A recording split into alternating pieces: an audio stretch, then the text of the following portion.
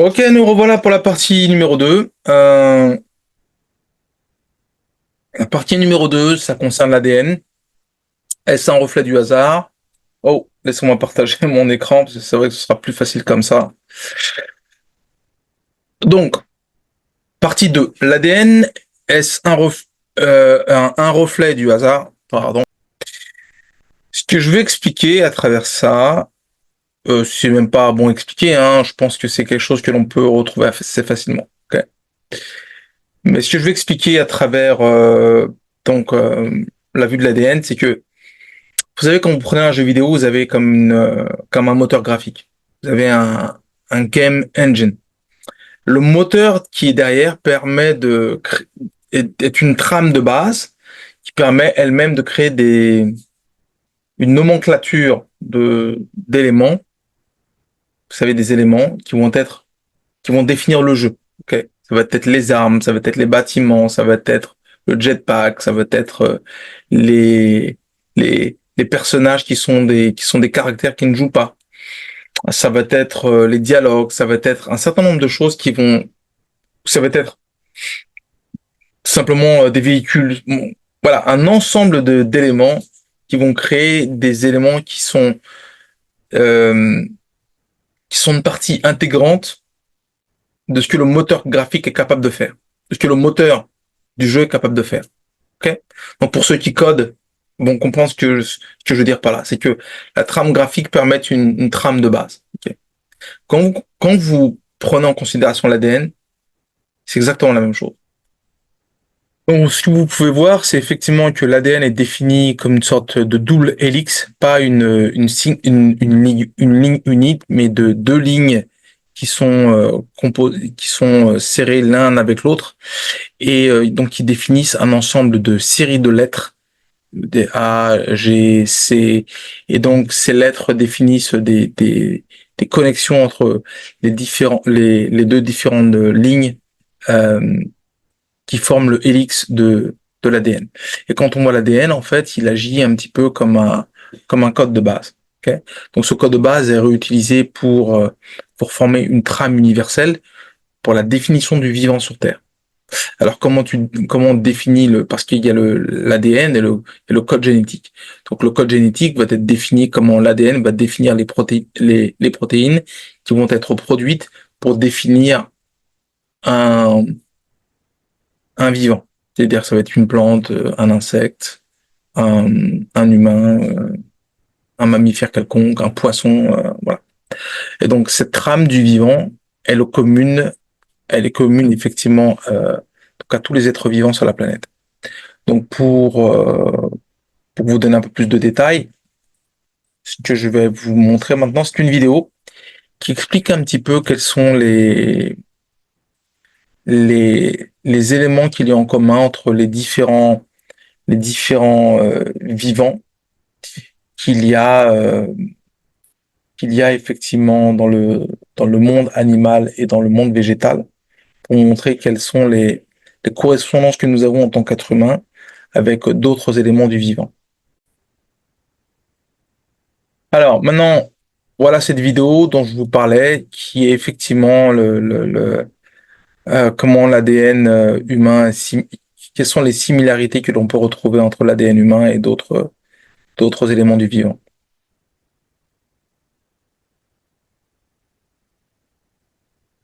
On peut voir qu'entre les êtres humains, déjà, il y a un élément de partage qui est de 99,9%. Donc, ça veut dire qu'il y a à peine 0,1% qui permet de définir les différences entre les êtres humains. Donc, quand on parle certains de différences entre des différentes races dans l'humanité, qui permet de définir des structures hiérarchiques ou de différences fondamentales entre les êtres humains, elles n'existent pas au niveau de l'ADN en tout cas. Et je ne pense pas que ça existe du tout d'ailleurs.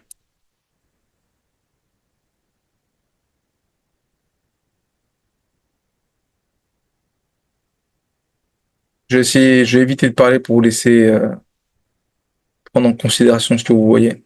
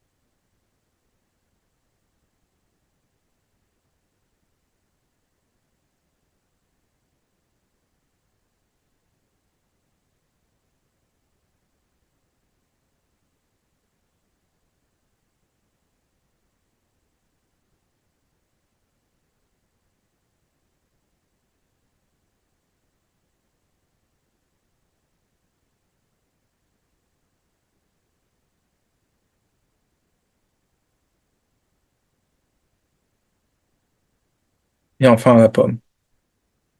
Alors pour tous ceux qui subissent un petit peu les vagues de chaleur actuellement, que ce soit au Canada, aux États-Unis ou en France, j'imagine que l'eau qui passe sur les pommes, là, ça nous ferait du bien hein, pendant la journée.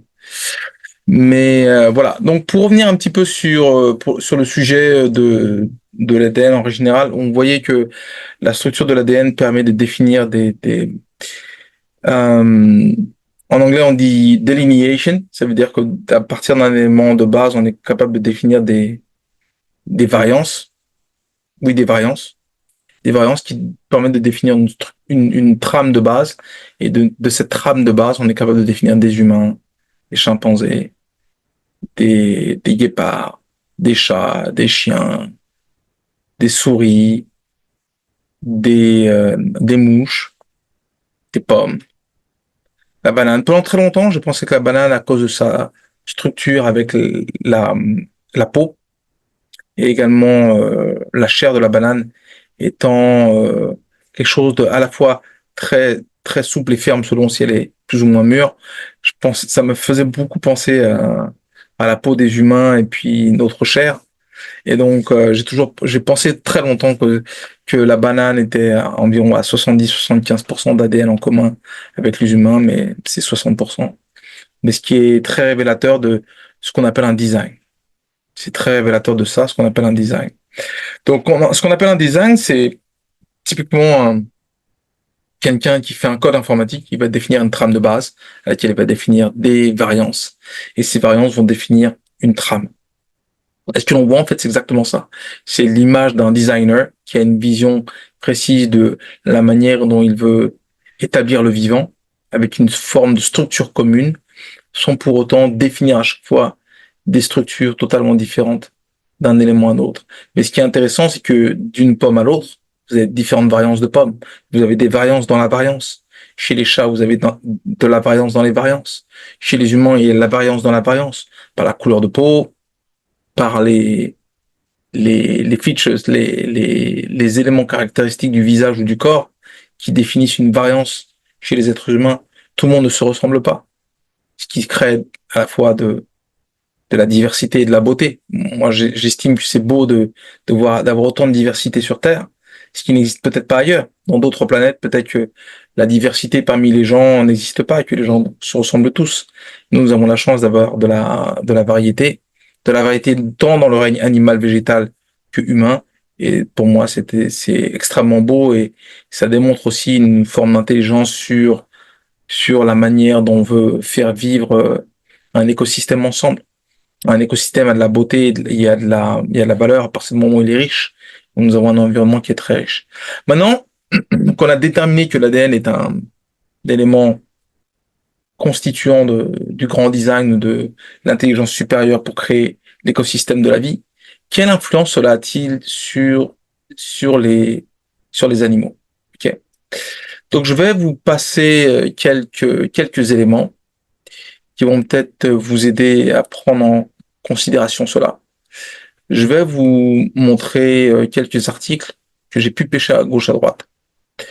Et donc, pour vous montrer un petit peu comment je pourrais vraiment définir plus en avant qu'est-ce que ça induit dans le règne animal.